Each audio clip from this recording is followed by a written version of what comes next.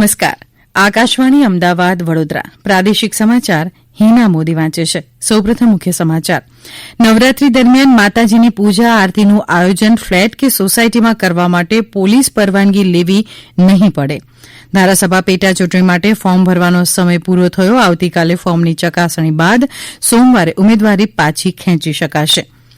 Housing બોર્ડના મકાનો માટેના રીડેવલપમેન્ટ માટેના નિયમોનો મુસદ્દો પ્રસિદ્ધ કરી સરકારે સૂચનો માંગ્યા. દક્ષિણ ગુજરાત અને સૌરાષ્ટ્ર કચ્છમાં વરસાદ પડવાની આગાહી વચ્ચે તમામ બંદર ઉપર ભયસૂચક સિગ્નલ લાગ્યું. અને અધિક પુરુષોત્તમ માસ પૂર્ણાહુતિની અમાસ નિમિત્તે પવિત્ર નદી અને સરોવર કિનારે સ્નાન અને દાન પુણ્ય માટે શ્રદ્ધાળુઓ ઉમટી પડ્યા. સમાચાર વિગતવાર. રાજ્ય સરકારે નિર્ણય કર્યો છે કે નવરાત્રી દરમિયાન ફ્લેટ કે સોસાયટીઓના રહીશોને તેમના આવાસ સ્થળ કે પ્રિમાઇસીસમાં માતાજીની પૂજા આરતી માટે પોલીસની કોઈપણ મંજૂરી મેળવવાની આવશ્યકતા રહેશે નહીં.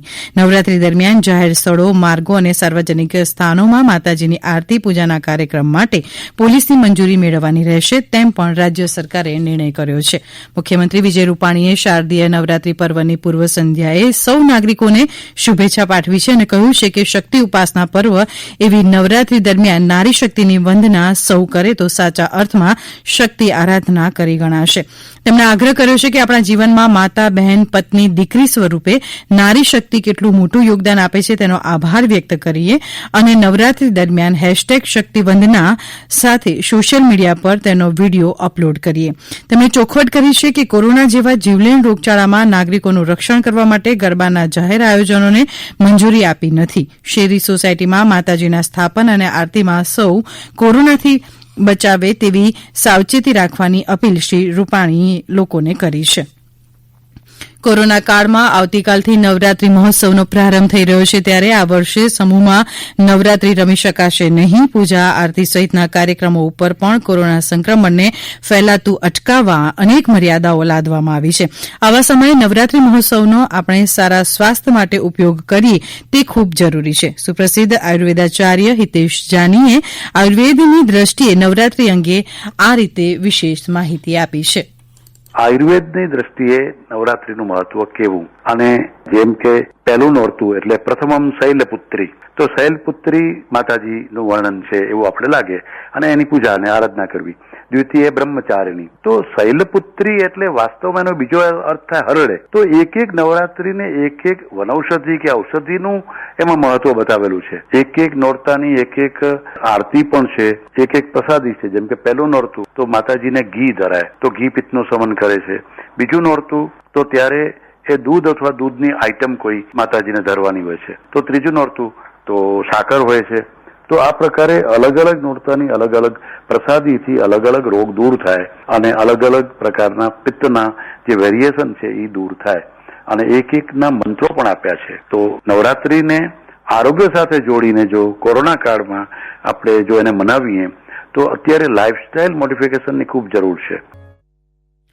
આયુર્વેદાચાર્ય શ્રી હિતેશ જાનીએ ભક્તિમાં આયુર્વેદ વિશે આકાશવાણી સમાચાર વિભાગને આપેલી ખાસ મુલાકાત રવિવારે બપોરે 2:35 કલાકે સમાચાર સમીક્ષા કાર્યક્રમમાં સાંભળી શકાશે. ધારાસભાની 8 બેઠકોની પેટા ચૂંટણીમાં ઝંપલાવવા માંગતા ઉમેદવારો માટે ફોર્મ ભરવાનો આજે છેલ્લો દિવસ હતો. હવે કાલે ફોર્મની ચકાસણી હાથ ધરાશે અને સોમવારે 19 તારીખે ફોર્મ પાછું ખેંચી શકાશે. ભાજપ કોંગ્રેસના ઉમેદવારોએ પોતાના ફોર્મ ભરી દીધા હોવાથી તમામ 8 બેઠક ઉપર સીધો મુકાબલો આ બંને પક્ષ વચ્ચે થશે એ નિશ્ચિત જણાય છે.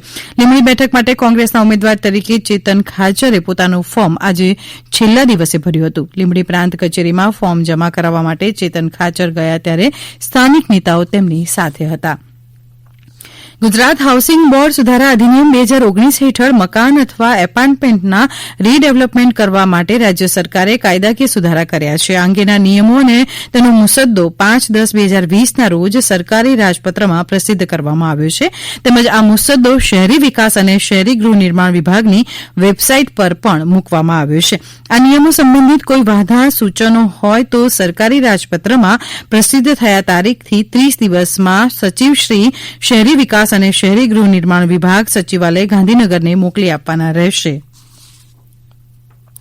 હવે આપ કોરોના અંગેનો સંદેશ સાંભળશો.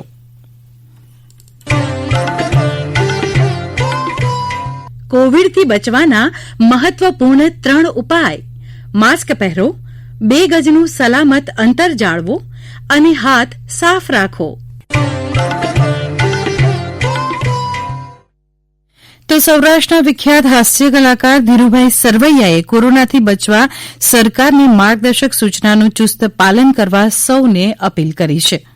ગભરાવું નહીં અને ગફલતમાં ન રહેવું. એવું લાગે તો ચેક કરાવી લ્યો, દવા લઈ લ્યો તો પણ સાજા થઈ જાય છે. અને કોઈ વસ્તુ કાયમ નથી. દાખલા તરીકે આજે રાત પડી ગઈ તો ડરવાની જરૂર નથી. રાત પડે એટલે સવારે પાછો સોનાનો સૂરજ ઉગતો હોય છે. એમ કોરોના મહામારી કાયમ નથી. હમણાં ધીમે ધીમે ઓછી થઈને પૂરી થઈ જાય, પણ દરેક લોકો માસ્ક પહેરે અને સોશિયલ ડિસ્ટન્સનું પાલન કરે તો કાંઈ આમાં કોઈને વાંધો આવતો નથી.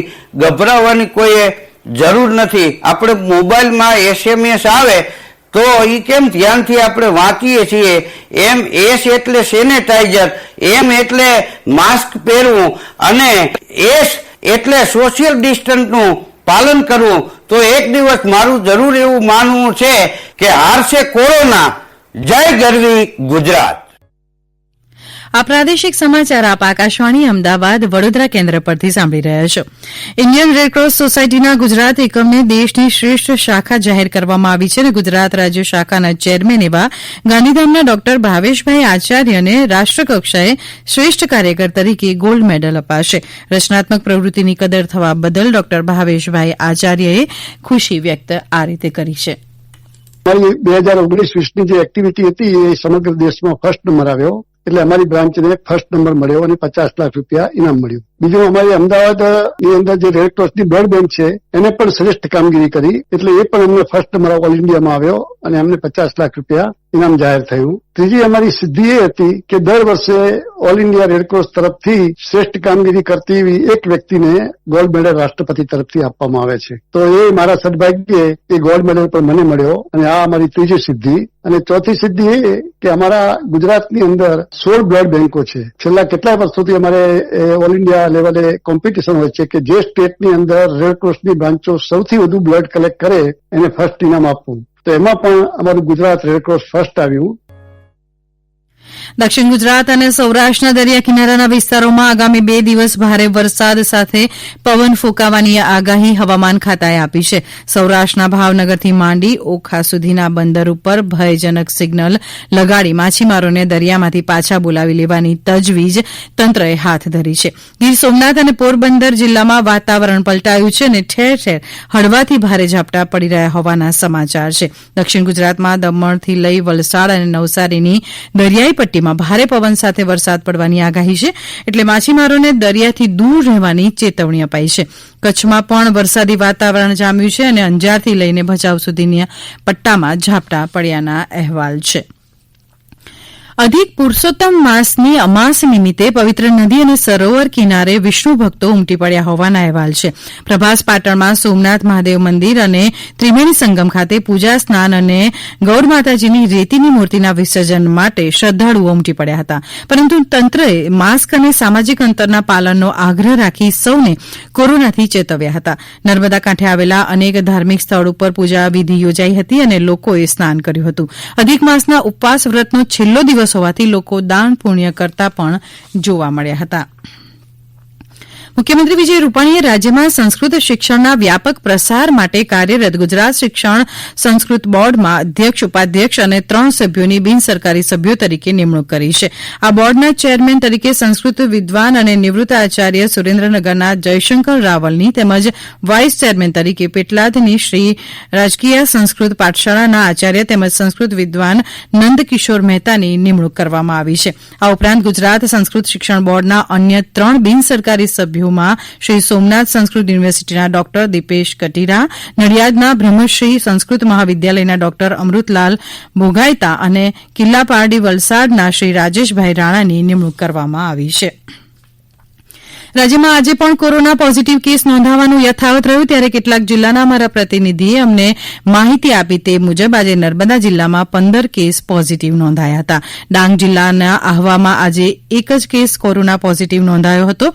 તો રાજકોટ શહેરને કોરોના મુક્ત કરવા માટે મનપા દ્વારા સઘન કામગીરી ચાલી રહી છે. રાજકોટ શહેરમાં કોરોના સંક્રમણની ચેઇન તોડવા મનપા દ્વારા આંગણે આંગણે સેવાઓ આપવામાં આવે છે, જેમાં 1031 સર્વેલન્સ ટીમ દ્વારા 39,687 ઘર કુટુંબને સર્વે કરવામાં આવ્યો હતો. કોરોના વાયરસ સામે લોકોમાં હજુ વધારે જાગૃતિ આવે તે માટે થઈને દાહોદ જિલ્લામાં આરોગ્ય તંત્ર દ્વારા એક વિશેષ અભિયાન હાથ ધરાયું હતું. તેના ભાગરૂપે કોરોનાના પ્રતિકાત્મક યમદૂતને ફેરવવામાં આવી રહ્યો છે. તેની સાથે રહેલા રંગલા રંગલી નાટ્યાત્મક રીતે નાગરિકોને કોરોના વાયરસ સામે સાવચેત રાખવા સમજાવી રહ્યા છે. તો મહીસાગર જિલ્લામાં આજે 11 કોરોના પોઝિટિવ કેસ નોંધાયા.